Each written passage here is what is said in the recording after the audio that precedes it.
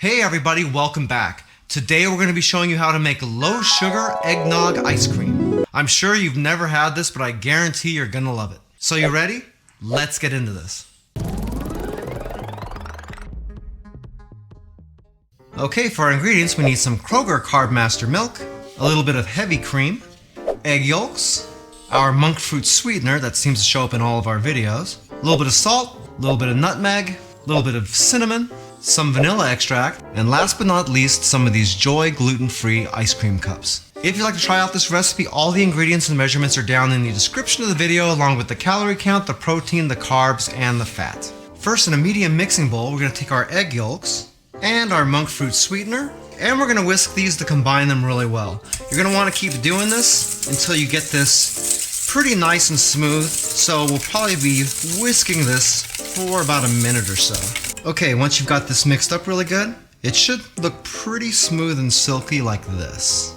Now we can go ahead and set this aside for now and move over to the stove. First, we'll go ahead and turn on our range, and we're going to put it at about a medium to a medium-high heat. I always err towards the lower end, so I'm going to put this at about a 5 or so. First, we're going to add our milk and our cream, a pinch of salt, and our nutmeg. Then we're going to go ahead and stir this up to combine. We're going to keep stirring this every once in a while and letting this heat up.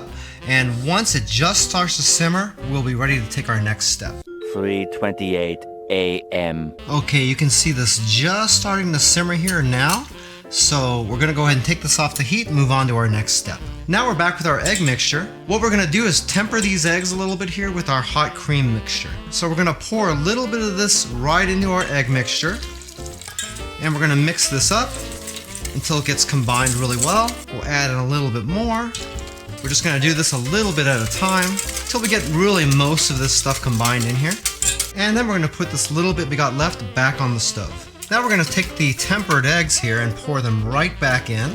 And we're going to continue cooking this on that same medium heat temperature. And what we want to do is we're going to keep an eye on it until it just starts to thicken up a little bit, which is going to take maybe 1 or 2 minutes. Okay, you can see that this has started thickening up a little bit.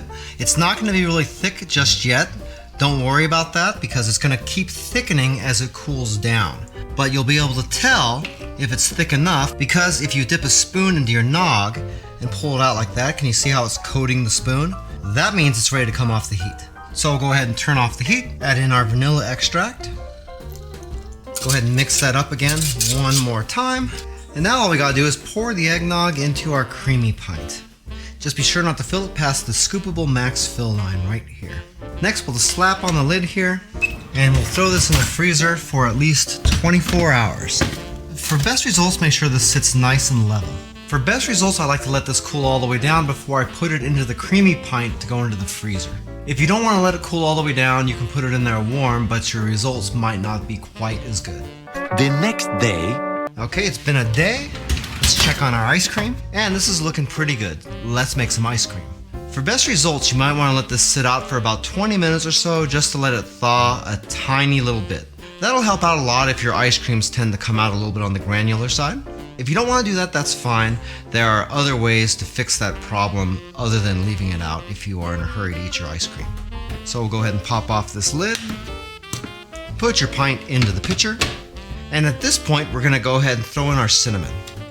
Now we'll throw on the lid, lock it into place, and then we'll throw our pitcher into the machine and lock that in. Turn on your creamy, and then we need to decide whether we want to process the full pint or just the top half. In our case, we're going to be doing the full pint, so we push that button, select light ice cream on the dial, and then we'll go ahead and start this up.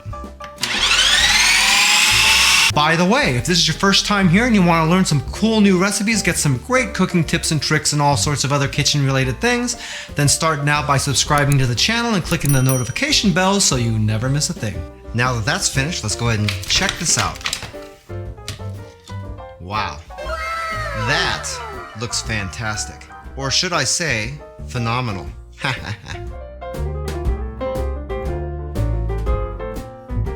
And that looks pretty amazing.